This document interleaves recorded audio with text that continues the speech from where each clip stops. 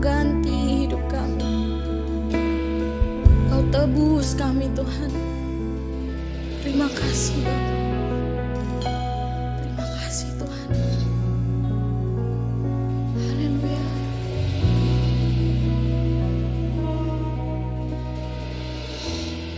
Terima kasih.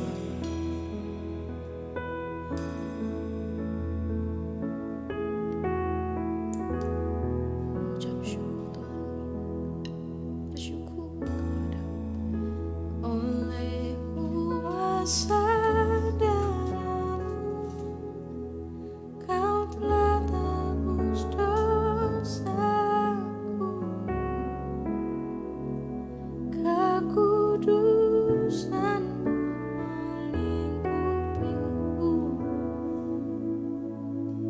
kasih-Mu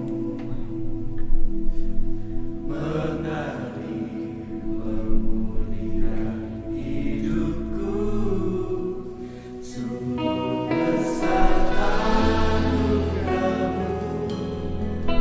Kau selamatkan hidupku.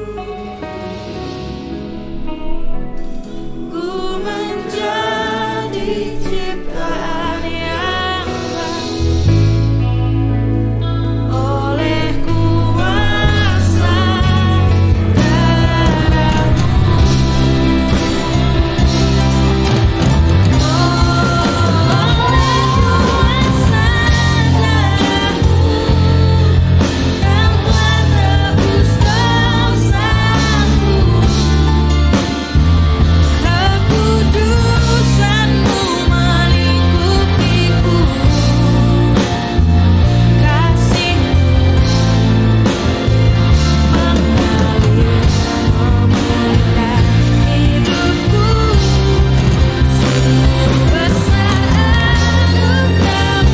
Jemaat saja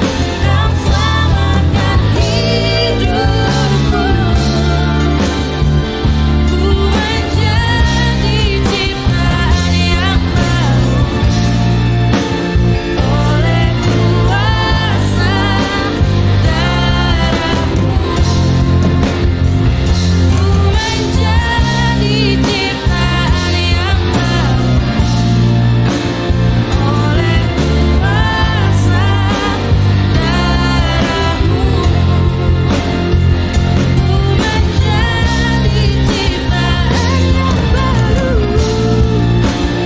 pujian ini. Percayalah kepada Tuhan dengan segenap hatimu, dan jangan bersandar kepada pengertianmu sendiri.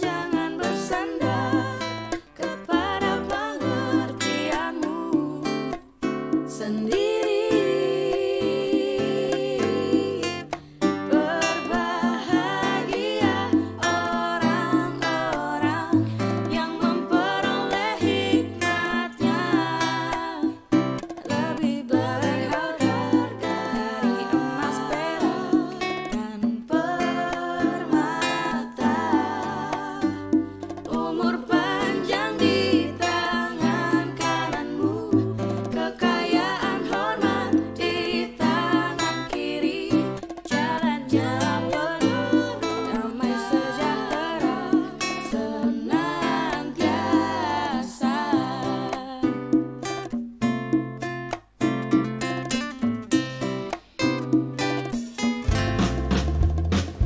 Percayalah kepada Tuhan,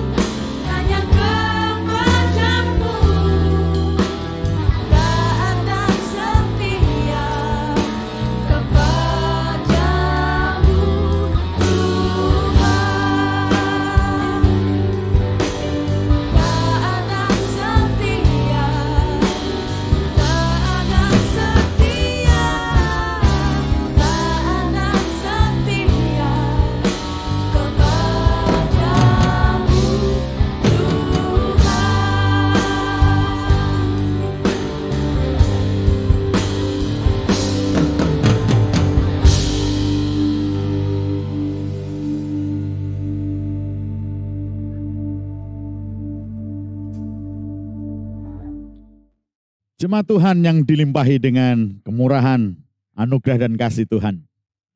Puji Tuhan kita boleh bertemu kembali di minggu yang dilimpahi dengan berkat Tuhan.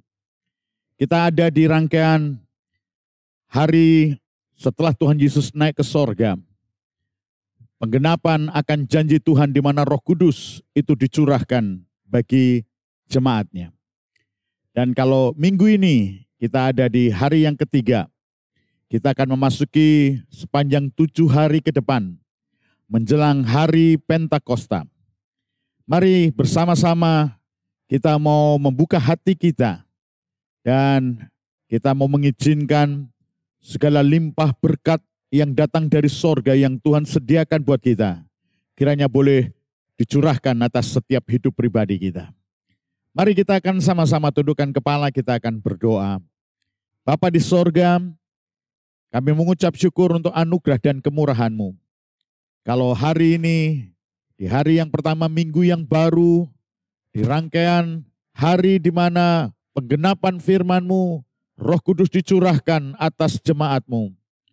Terima kasih Tuhan, kalau kesempatan yang indah kami boleh kembali memuji memuliakan nama-Mu. Dan saat yang indah kami boleh menikmati firman-Mu akan disampaikan, firman-Mu akan diberitakan, dan kami percaya kuasa firman-Mu itu tidak berubah. Kuasa yang sudah menciptakan langit dan bumi, kuasa yang sama yang memelihara semua yang sudah ada.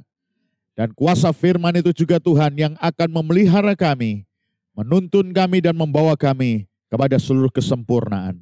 Biar di dalam kuasa firman-Mu kami mau tinggal, kami mau hidup.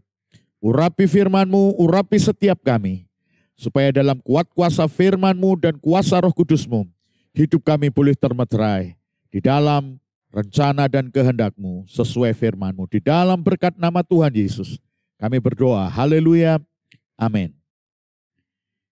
Kekasih-kekasih Tuhan, kita ada di minggu rangkaian hari, tepatnya setelah Tuhan Yesus naik ke sorga.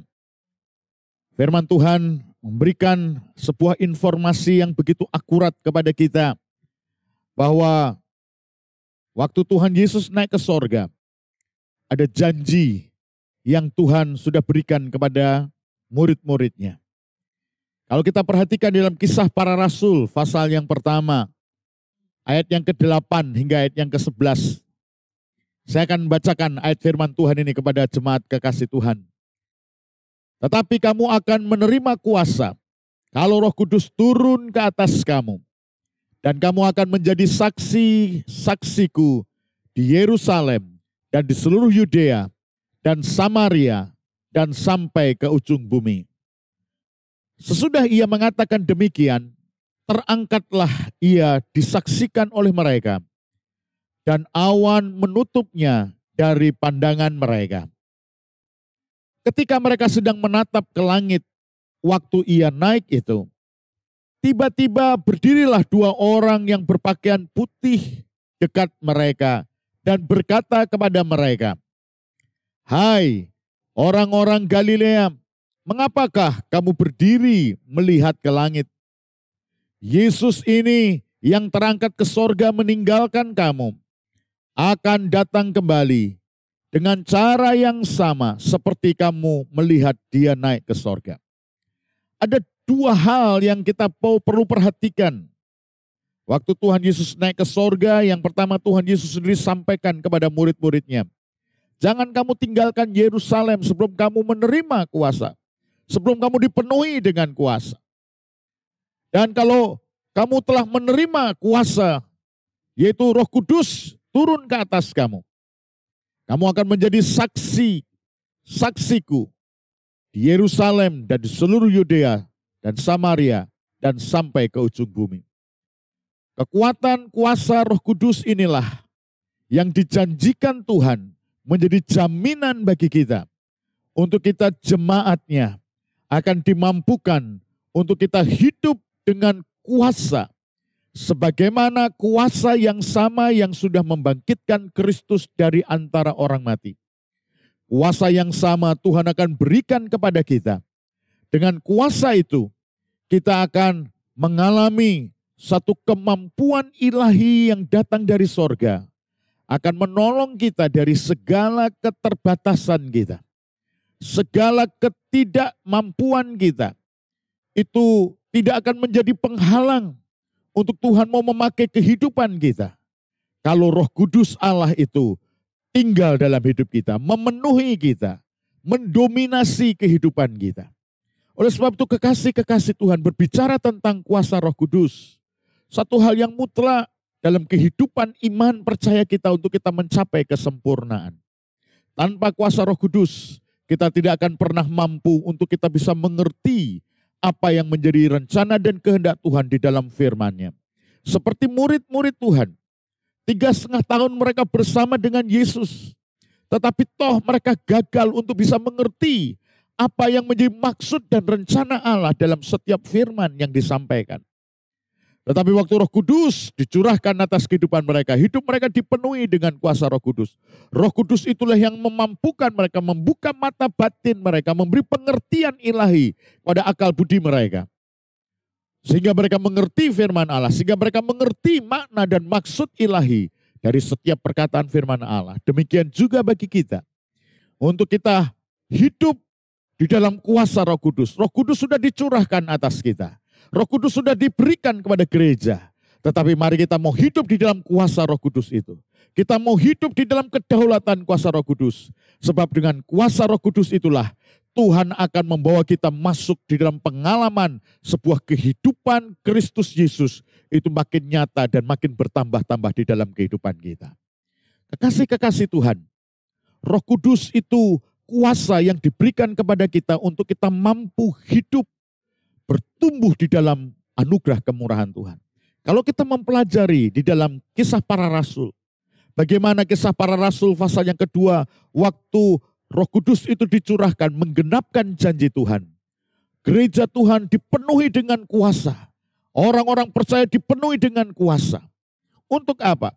Kekasih-kekasih Tuhan, karena waktu gereja itu dipenuhi kuasa, itu adalah persiapan yang akan memampukan gereja masuk di dalam yang namanya kesukaran, aniaya.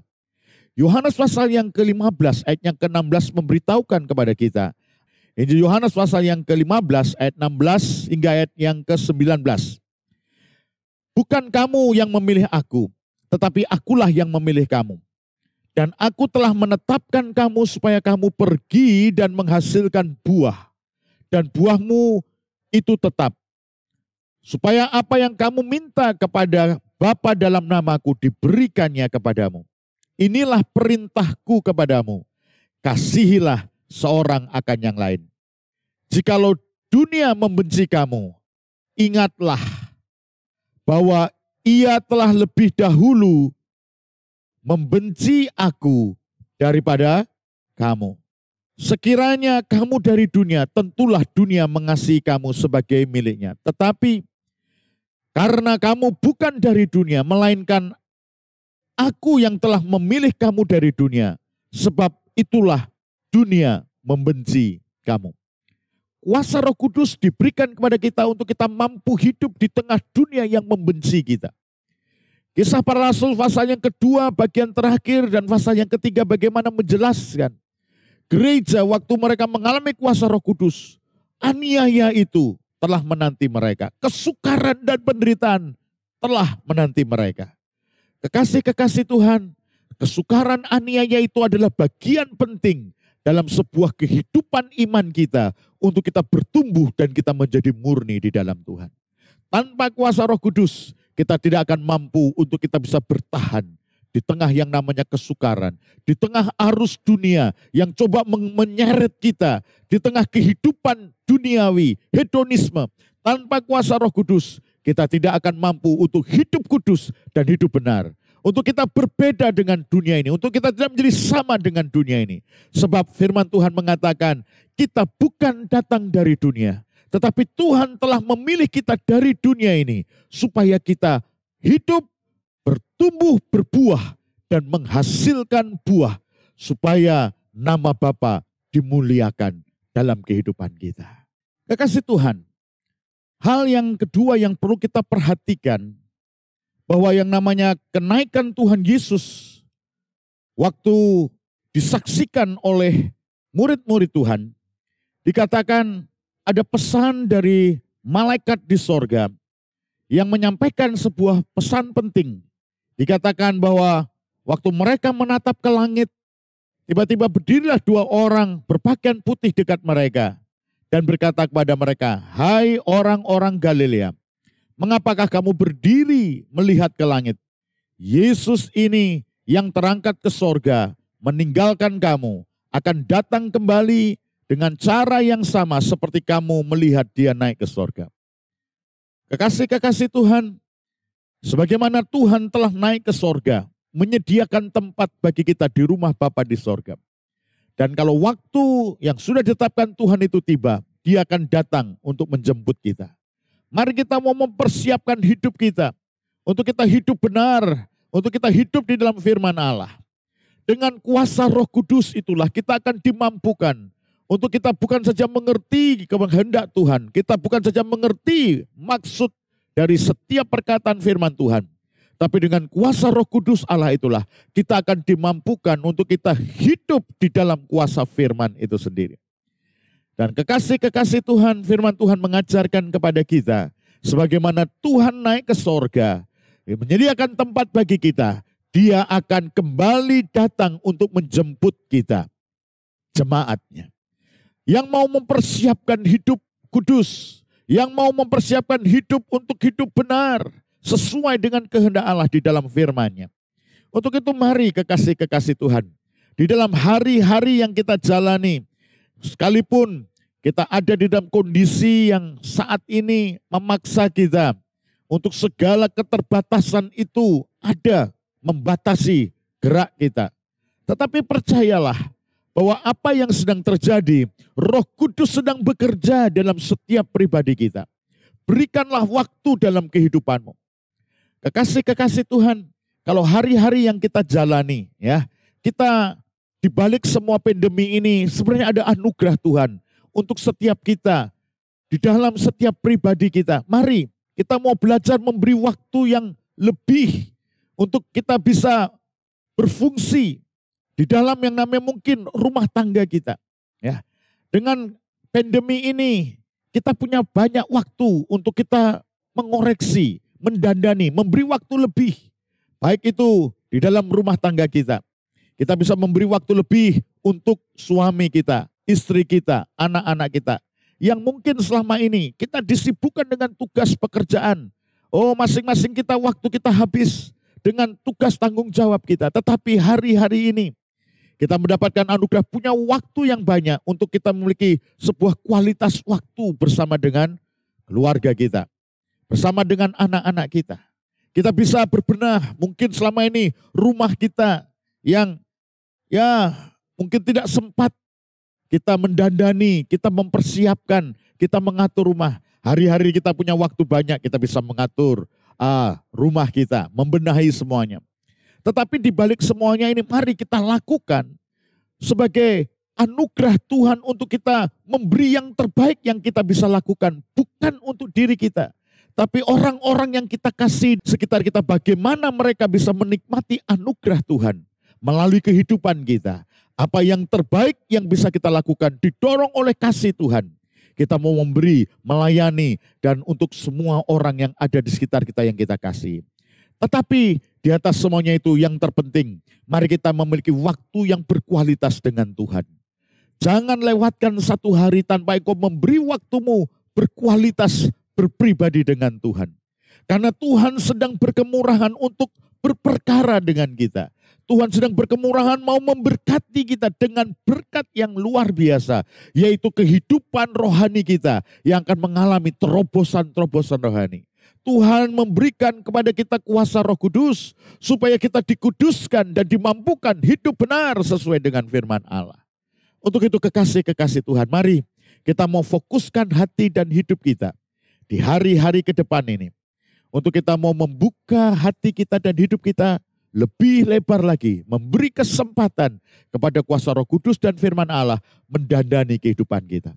Sudah terlalu banyak firman Tuhan yang kita dengar dalam setiap ibadah, di dalam setiap kesempatan. Tetapi menjadi pertanyaan, adakah Kesempatan kita beri untuk firman itu mendandani kita. Firman itu mengubah kehidupan kita. Inilah waktu yang Tuhan beri buat kita. Kekasih-kekasih Tuhan, sebenarnya apa yang sedang terjadi hari-hari ini, kita perlu memberi perhatian yang lebih untuk bagaimana hidup kita benar di hadapan Tuhan di hari-hari ini. Mari fokuskan hati dan hidup saudara. Kalau Tuhan masih izinkan kita hidup hari ini, kita diberi kesempatan mempersiapkan diri menyambut kedatangan Tuhan kita yang kedua kali. Kiranya Tuhan menolong, kiranya Tuhan memberkati untuk setiap kita, kekasih-kekasih Tuhan. Mari kita akan tundukkan kepala, kita akan berdoa bersama-sama. Bapa di dalam kerajaan sorga, kami mengucap syukur untuk anugerah dan kemurahan-Mu. Kalau kesempatan yang indah Tuhan masih beri buat kami boleh menikmati kebenaran firman-Mu. Tuhan, biar kiranya di hari-hari yang Tuhan izinkan kami jalani, sebagaimana kuasa Roh Kudus-Mu sudah Engkau curahkan bagi gereja-Mu, bagi jemaat-Mu, biar demikian hidup kami boleh mengalami kuasa Roh Kudus itu memenuhi kehidupan kami. Kuasa Roh Kudus itu mengambil alih kehidupan kami. Kuasa Roh Kudus itu yang akan mendominasi kehidupan kami, sehingga hidup kami dipimpin oleh kuasa Roh Kudus yang akan membawa kami untuk kami hidup makin dibenarkan di dalam kuasa firman-Mu. Hidup kami boleh makin berakar, makin bertumbuh dan makin berbuah untuk hormat kemuliaan bagi nama Bapa di sorga. Terima kasih Tuhan, kami menyerahkan seluruh hidup ini dalam tangan kemurahan-Mu. Berkatilah kami gereja-Mu, berkatilah kami sidang jemaat-Mu di dalam berkat yang limpah yang Tuhan sediakan buat kami. Tuhan, kami menyerahkan sepanjang hari ke depan perjalanan hidup kami. Kami mau mempercayakan tangan kemurahan Tuhan yang terulur dan memberkati kami. Kekasih-kekasih Tuhan, terimalah anugerah yang datang dari tahta anugerah Bapa di sorga. Kasih sayang di dalam Kristus Yesus Sang Putra. Dan penyertaan kuasa Roh Kudus akan ada tinggal dalam kehidupanmu, menyertai dan menuntun engkau, dan memelihara engkau sampai Maranatha, Tuhan datang kedua kali. Dalam berkat nama Tuhan Yesus Kristus, kami berdoa. Amin.